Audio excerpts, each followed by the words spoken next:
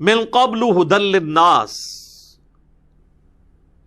یہ تورات اور انجیل قرآن کے نازل ہونے سے پہلے انسانیت کے لیے ہدایت کا سامان تھی. وَأَنزَلَ الْفُرْقَانَ، اور اب اللہ نے الفرقان نازل کر دیا.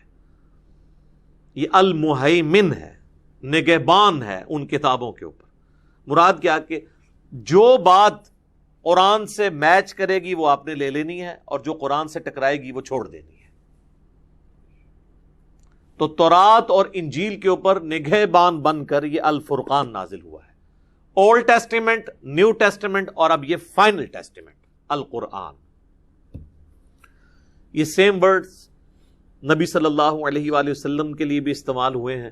صحیح بخاری میں حدیث ہے، محمد فرق بین الناس، محمد صلی اللہ علیہ وآلہ وسلم لوگوں میں حق اور باطل میں فرق ہے. سورۃ البقرہ میں بھی اسی قسم کی آیات آئی تھی. شہر رمضان الذی انزل فیہ القرآن ھدی للناس، رمضان کا مہینہ وہ ہے جس میں ہم نے قرآن کو نازل کیا جو پوری انسانیت کے لیے ہدایت ہے. وبینات من الہدی والفرقان، اور اس میں ہدایت کے روشن دلائل ہیں، اور یہ الفرقان ہے حق اور باطل میں تمیز کرنے والی کتاب. ان الذین کفروا بآیات اللہ، بے شک وہ لوگ جو کفر اختیار کرتے ہیں اللہ کی آیات سے، لہم عذاب شدید، ایسے لوگوں کو بہت ہی سخت عذاب ہونے والا ہے. واللہ عزیز ذو انتقام، اور اللہ تعالی غالب ہے اور بدلہ لینے والا ہے. کتنے سخت الفاظ ہیں جی. آپ کو تو بتایا گیا کہ اللہ تعالیٰ جو ہے وہ نعوذ باللہ کوئی نانیم ہے، اور وہ تو جی بس ایک بہانہ ہی چاہیے اسے بخشنے کا. یہ اتنے سخت الفاظ اللہ تعالیٰ اپنے لیے استعمال کر رہا ہے کہ میں انتقام لینے والا ہوں. اصل میں یہ غصہ ان لوگوں کے لیے جنہوں نے قرآن کی دعوت کو ٹھکرا دیا تھا، اور پس منظر کے اندر کرسچنز اور جوز ہیں کہ بھئی تورات بھی اللہ نے نازل کی تھی، انجیل بھی اللہ نے نازل کی، اب الفرقان جو کہ اگلی کتابوں کی تصدیق کرتے ہوئے نازل ہوئی ہے، جو آیا نا مصدقا لما بین یدیہ، تصدیق دو اعتبار سے کرتی ہے.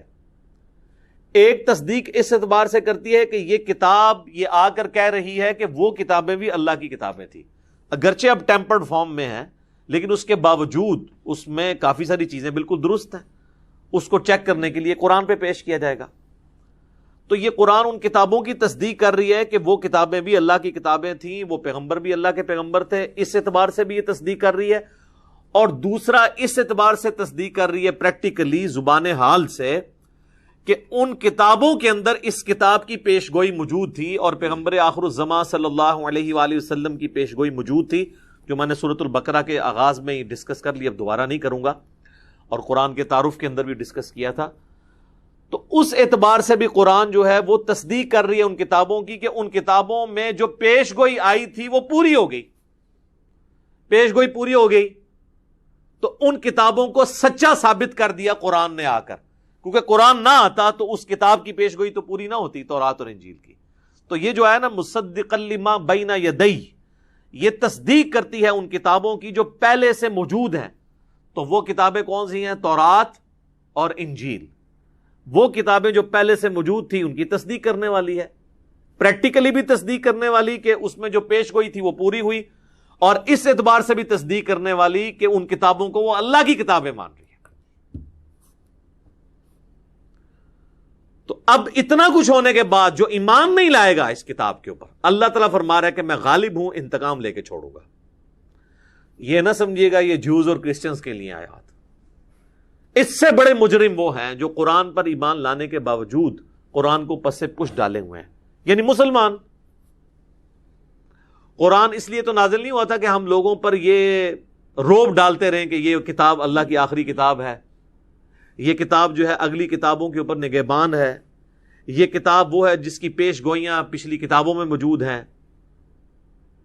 یہ اس کی عظمتیں بیان کرنے کے لیے تو کتاب نازل نہیں ہوئی ہے. جس طرح ہمارے لوگ نبی علیہ السلام کی بھی صرف عظمتیں بیان کرتے ہیں، وہ کس مقصد کے لیے آئے اس کے اوپر کوئی ڈسکشن ہی نہیں کرتا.